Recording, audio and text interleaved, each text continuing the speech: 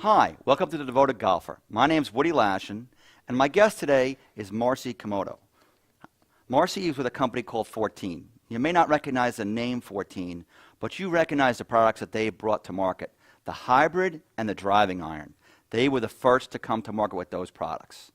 So I'd like to talk to Masashi a little bit about 14, and let's talk about the history. How long are you in business, Masashi? We've been here in the States over the 12 years, but in Japan, 35 years. So it's 35 years. Yeah, it is. Okay, all right. So we've been in Japan 35 years, and we started design a golf club. So we provide the design to the other manufacturer. So that's how we started. Okay, so you started just designing golf clubs and Yes. trying to figure out how they work, and not really selling them. You'd give the designs to other manufacturers. Yes, that's what we used to do. And then we started do the manufacturing 12 years ago. So when doing design, that's how you design the first hybrid and the first driving iron? Yes, that's how we did it too in the market. Yes. That's very interesting, because I always like where technology started. Yes, that's came out from the 14's name, because if we provide good 14 club in the back, and the people makes better golf, right? And then so better golf, which is a lower the score. Lower the score, it means eagle, birdie, par, something better the score. So that's relating to the feather. All the birds. Birds got a feather, right? Yeah. So we're trying to make you're trying to make the 14 best golf clubs. Yes, that's how we try. yeah.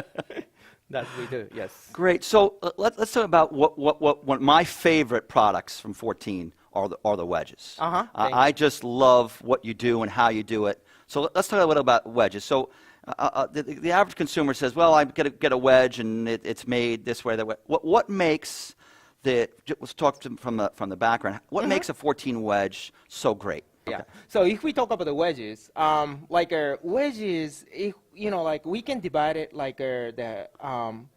these two categories, driver to the iron to the wedges. And then that it shows in here is required a head speed and a no head speed, but it's more the wedges has a designing involved.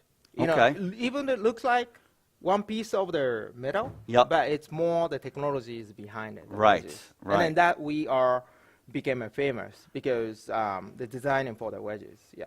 So one of the things that you always talk to me about is the flatness of the face. Yes. Right, on a wedge, and so folks, most of the people we think, oh, grooves are what makes a wedge spin, but it's really more than the grooves, right? Yes. That's how we do. So before it came out this shape. And we tested only the design, which is if you see here, Udi. Yeah. So there's no grooves, folks. No grooves. So we compared each design of the wedges without groove. Okay. So we can test it purely design how the head react. Okay. Even without groove, do you think it can create spin or no spin? Of course it can create spin. Right? And then, but how spin? That's we focus on it. Okay. Right? How spin, which is spin more or less with design.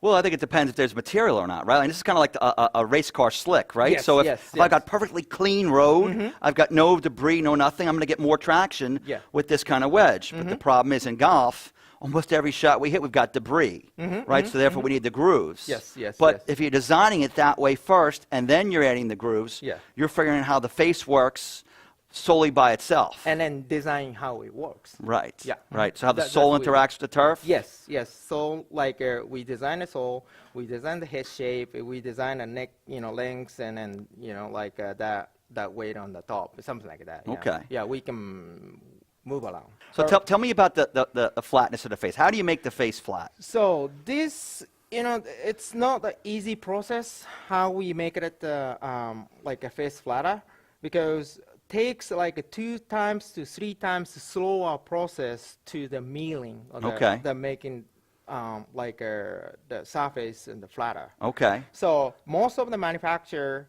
they do mill on the surface, but we takes twice the slower and then even it twice the more. So which means 4 times effort. How come I don't see any mill marks on there? Oh, because it's most of their if we do the slowly to to the middle, it's moved away. Right, so that makes the face flatter, Yes. right? So if you see in here, the pictures, that's really like a mirror. So the reason for me as a club fitter, the reason why I want a flat face, folks, is because that's going to give more surface area for the ball to contact the wedge to create more spin. That's true. That's true. That is a good point. That's why we, became this design, features. Yes. So tell me about where do I want the center of gravity on my wedge? Why do I want it to be different than I do on my driver? So if we talk about the center of gravity on the wedges, it's people are, most of the golfer thinks center of gravity of the wedges in the back of the face, but after 56 degree is going to be above the face. Above the center. Yeah, above the center. Okay. Above the face, actually. Okay. So that is kind of, people get confused about the center of gravity in the position in the wedge. Okay. So it's not like here, it has to be on the top of the face and here. Okay. So this is so sensitive to make it to wedges because it's it's the other way around. That's designed for the driver does. Okay. So it's exact opposite, right? Yeah, exactly the opposite. Well, yes. Because I want my wedge to spin, and I don't want my driver to Yeah, spin. It's going to be your father, right? Yeah. Need to be controlled. Yes. And so then you test without the grooves, and then you add the grooves. Yes, that's what we do. Yes. Okay. But Great. it's end up like this. So if you see it, different of that, same head shape like this, and with groove, without groove.